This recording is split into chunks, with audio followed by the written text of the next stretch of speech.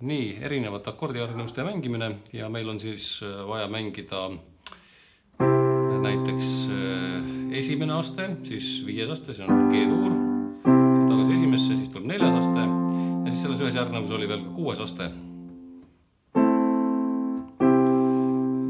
Ja kõigepealt siis mängige läbi, enne kui te hakkate mängima selle põhja koos.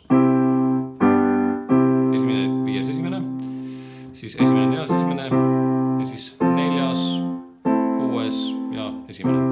Kui te lähete nüüd uude helistikku, siis näiteks B-tuuris niimoodi.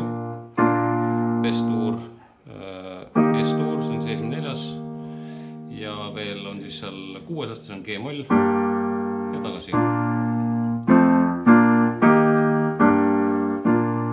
D-tuuris.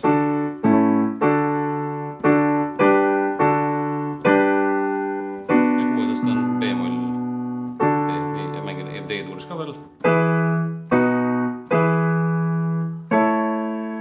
Ja siin on veel siuke tore akord nagu cis-moll.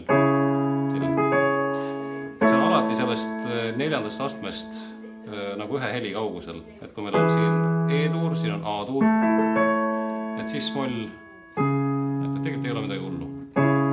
Siis tagasi E-tuuri.